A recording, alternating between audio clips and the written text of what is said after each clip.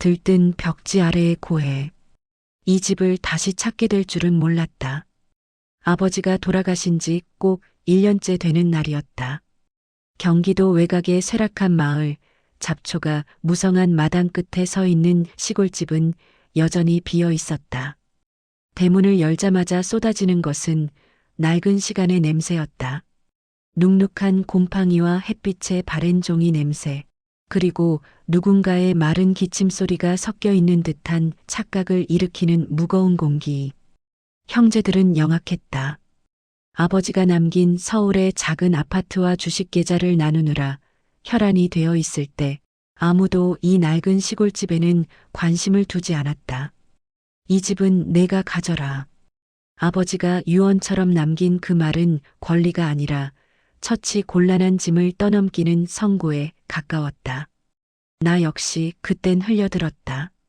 하지만 일주기 제사를 마치고 홀린 듯 찾아온 이곳은 마치 나를 기다리고 있었다는 듯 기괴한 고요를 품고 있었다. 단순히 벽지를 새로 붙이고 집을 내놓을 생각이었다. 거실 한쪽 유독 심하게 들떠있는 벽지를 뜯어내려다 망치를 들었다. 낡은 석고보드가 습기를 머금어 울퉁불퉁했다. 가볍게 벽을 두드렸다. 텅. 둔탁한 콘크리트 소리가 아니었다. 속이 빈 나무 상자를 두드리는 듯한 공명. 나는 무언가에 홀린 듯 망치 뒷날을 틈새에 끼워 넣고 힘껏 젖혔다. 우드득 하는 비명과 함께 석고 가루가 흩날렸다. 그 좁은 틈새 공간, 누군가 일부러 만들어 놓은 듯한 작은 함 안의 비닐로 겹겹이 쌓인 공책 한 권이 들어 있었다. 먼지를 털어내고 첫 장을 넘긴 순간 내 세계는 붕괴하기 시작했다. 이 아이는 내가 낳은 아이가 아니다. 어머니의 서늘한 필체였다. 10년 전 암으로 세상을 떠난 어머니.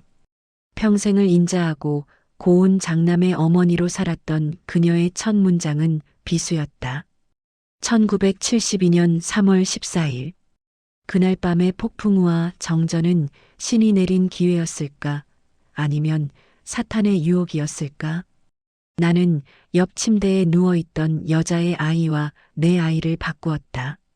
내 아이는 태어나자마자 숨이 가빴고 그 여자의 아이는 비정상적으로 우렁차게 울었다. 나는 죽어가는 나의 치부를 치우고 건강한 타인의 삶을 훔쳤다. 심장이 미친 듯이 뛰었다. 1972년 3월. 내가 태어난 달이었다. 나는 숨을 몰아쉬며 다음 장을 넘겼다. 일기장 곳곳에는 김은아라는 이름이 적혀 있었다. 어머니가 아이를 훔쳐온 대상, 즉 나의 진짜 어머니일지도 모르는 여자의 이름. 나는 읍내로 나갔다. 70년대의 기록이 남아있을 리 만무했지만 나는 포기할 수 없었다. 며칠을 수소문한 끝에 당시 그 병원에서 간호조무사로 일했던 80살 노인을 만났다.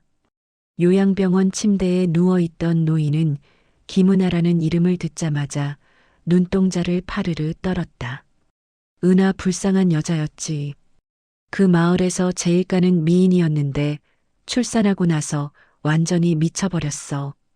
자기 애가 바뀌었다고 병원에서 애를 바꿔치기 했다고 매일같이 병원 문 앞에서 울부짖었지.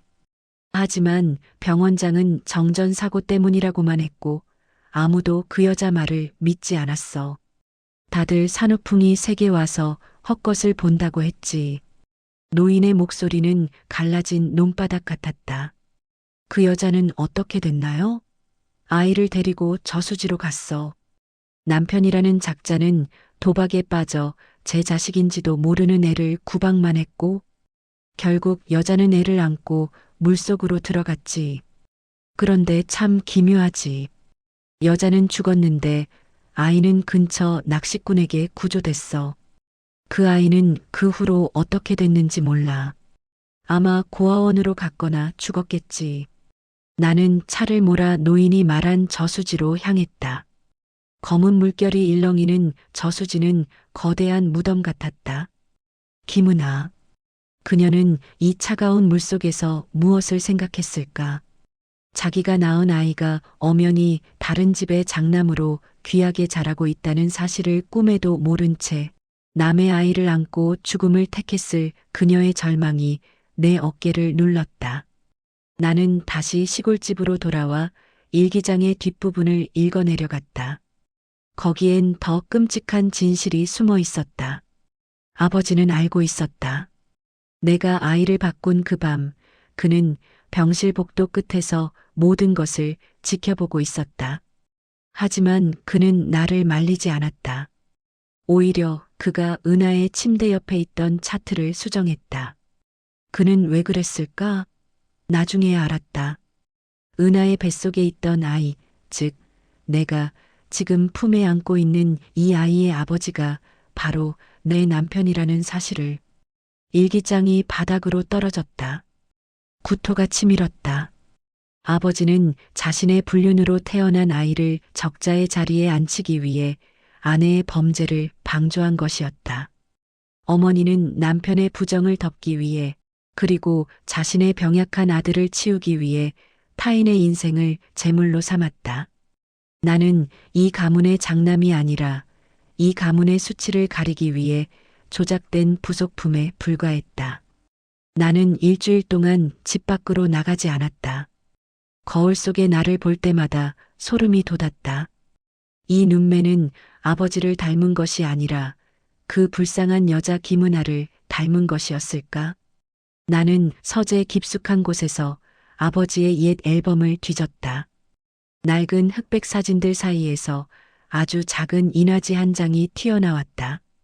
젊은 시절의 아버지가 어느 나무 아래에서 한 여자와 나란히 서 있었다. 여자의 얼굴은 희미했지만 단번에 알 수 있었다. 김은아였다. 사진 뒷면에는 정갈한 글씨로 이렇게 쓰여 있었다. 나의 영원한 은하에게 이 아이가 우리를 연결해줄 유일한 끈이 되길. 아버지는 처음부터 나를 사랑해서 데려온 것이 아니었다. 그는 은하와의 사랑의 증표를 가문의 이름으로 소유하고 싶었을 뿐이었다. 그리고 그 과정에서 진짜 적자였던 어머니의 친아들은 차가운 병원 바닥에서 혹은 어느 이름 없는 무덤에서 사라져갔다. 나는 내가 누려온 모든 것들에 의심을 품기 시작했다. 내가 받은 대학교 등록금, 장남이라는 이유로 물려받은 시계, 아버지가 죽기 전 내 손을 잡으며 했던 고맙다는 말. 그 모든 것이 사실은 내가 아니라 내 안에 흐르는 김은아의 피에게 보내는 속죄였단 말인가. 밤이 되자 환청이 들리기 시작했다. 벽 너머에서 누군가 손톱으로 벽지를 긁는 소리가 났다. 내 아이를 돌려줘, 내 이름을 돌려줘. 김은아의 목소리였다. 나는 미친 듯이 벽을 두드렸다. 나도 피해자야. 나도 몰랐다고. 하지만 메아리는 돌아오지 않았다. 오직 눅눅한 먼지만이 내 입안을 채웠다. 나는 문득 깨달았다. 김은아가 안고 뛰어내렸던 그 아이, 병약해서 죽어갔다던 어머니의 진짜 아들. 그 아이가 만약 살아있다면? 아니, 그 아이가 죽었다면 나는 살인자의 공범이나 다름없다. 나의 존재 자체가 타인의 죽음을 전제로 성립된 것이기 때문이다. 나는 일기장의 마지막 장을 펼쳤다. 그곳엔 뜻밖의 물건이 끼워져 있었다. 오래된 탯줄 도장과 함께 빛바랜 병원 영수증이었다. 영수증 수취인 이름은 김은아가 아닌 이윤자, 우리 어머니의 이름이었다. 하지만 진료 내역에는 입양 및 대리모 관련 합의라는 명목의 거액의 수표 번호가 적혀 있었다. 사건은 단순한 아이 바꾸기가 아니었다. 그것은 철저히 계산된 거래였다.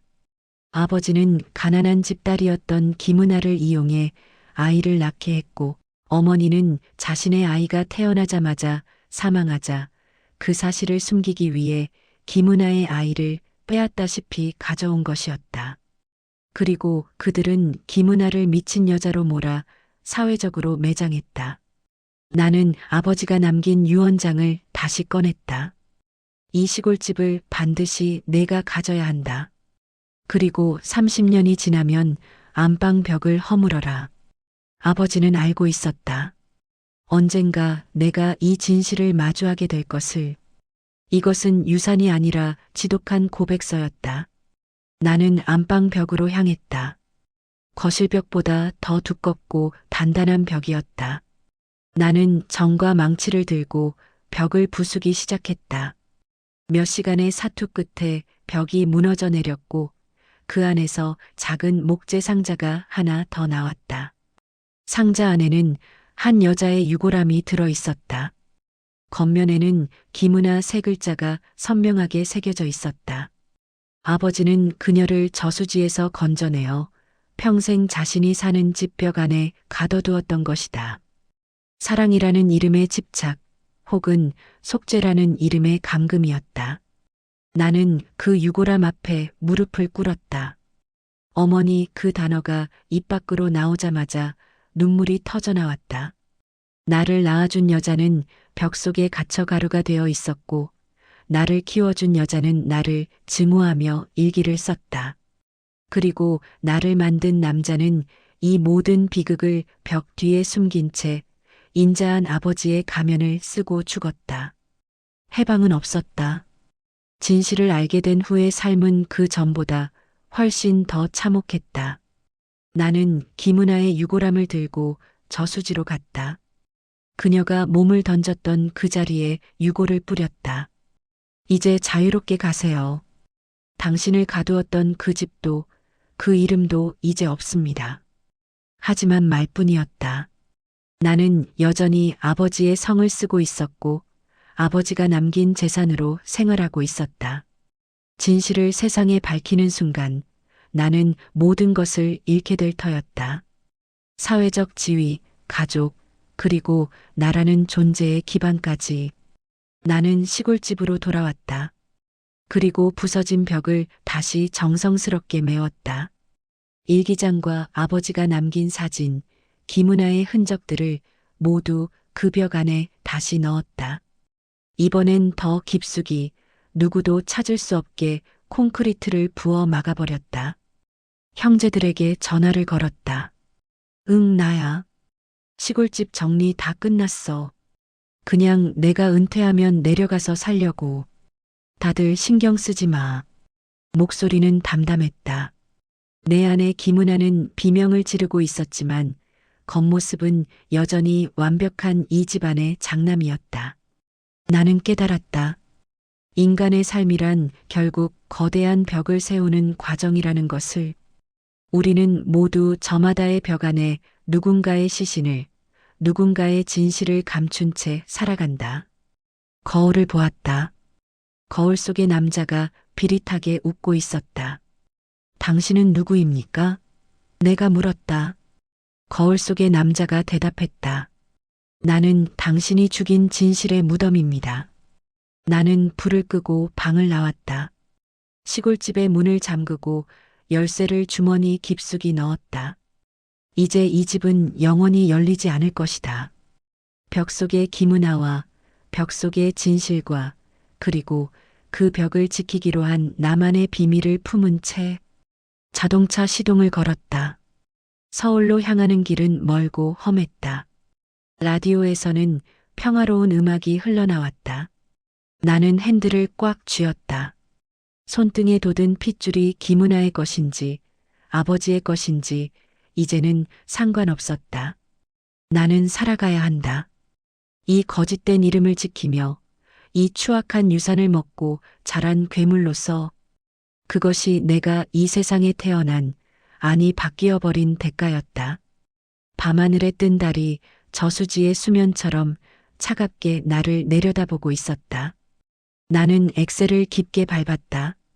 어둠 속으로 더 깊은 침묵 속으로 10년 후 나는 여전히 그 시골집에 세금을 내고 있다. 가끔 홀로 그곳을 찾아가 벽에 귀를 기울인다. 이제 아무 소리도 들리지 않는다. 어쩌면 진실이란 드러날 때가 아니라 완벽하게 잊힐 때 비로소 완성되는 것일지도 모른다. 나는 오늘도 내 이름으로 불리며 내 이름이 아닌 삶을 완벽하게 연기하고 있다. 이것이 나의 선택이며 나의 형벌이다.